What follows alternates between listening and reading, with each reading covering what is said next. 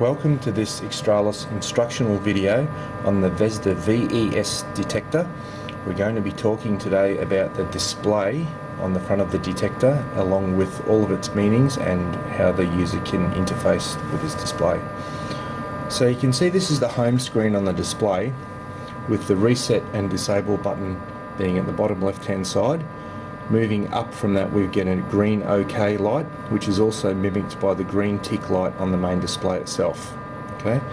Moving further up, there is a fault indication light, followed by a reset disabled light, and then we have our 4 alarm levels: alert, action, fire 1 and fire 2. So for example, if I hold this button down and put the detector into disabled mode, the disabled light will flash, and then it will hold its status, and a blue disable light on the main screen will also come into effect. To remove the disabled feature from the detector, I'll simply hold the button down again for 5 seconds, and the icon resets and the detector is now in live mode. We've also got some icons on the main screen here next to the smoke graph, with which VESDA users will be quite familiar with. So on these icons here, starting from the top left hand side, I can just touch the screen to liven the display up again. The first icon here would illuminate if we had a detector fault. The one below that is an airflow fault indicator. Below that we've got a filter fault indicator. Below that we have a network fault indicator. So if your VESDA network had a problem, this would illuminate. Moving back up to the top right, we've got an aspirator or fan fault. We've got a power fault icon. Followed by that, we've got a smoke chamber fault. And then down below that, finally, we've got a stacks module fault. Should you have any stacks modules connected and programmed to the detector, if they were to be in fault, then this would illuminate. Okay, so on the home screen here, you can see we've got a couple of faults present that we've generated previously. So the first fault is an airflow fault indication here, it can be seen by the 3 wavy lines. And on the top right, we've also simulated an aspirator fault. So these faults are held on the detector while they are active or latching until the situation is rectified and or reset. So scrolling to the next screen gives me indication of, also maintains the name of the VESDA, VES1, and how I've programmed the name of the detector Xtralis-VES. We can also see that there is a fault indication on the screen to indicate that there are faults on the detector. Meanwhile, we have details of the pipe names named as north, east, west and south. Scrolling to the next screen is our alarm screen. We have no active alarms at the moment.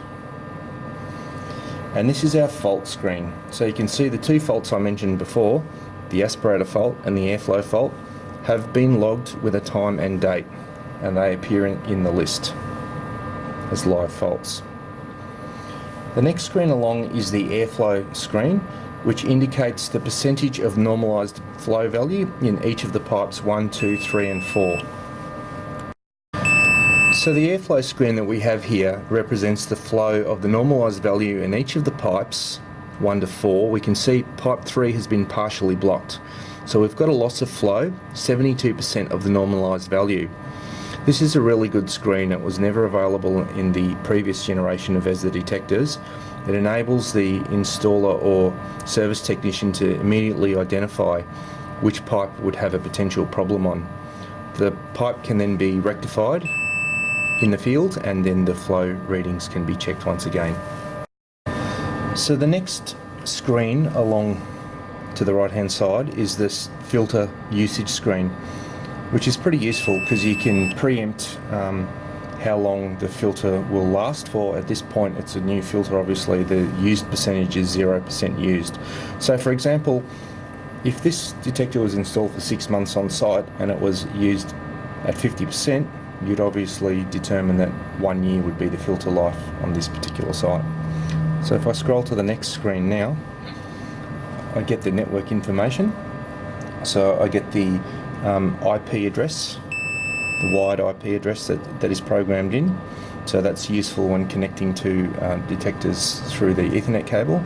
And if I'm using wireless, I've also got a wireless network information screen here, which would display the network name if it was connected.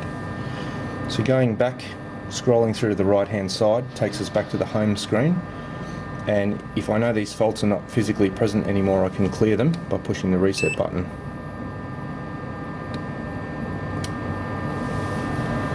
And the faults drop away by holding that reset button down for a second or so, and I'm back into normal mode. So what I'm going to do right now is I'm just going to activate the detector with some smoke, just randomly, and we'll see how the bar graph responds, and the detector also responds. You can see it's already picked up, and you may be able to hear that it's initiated a scan. So at the moment the detector's determining which pipe will have the most smoke in it. You can see the reading so far is at 1.8%. Just need to maintain that smoke level.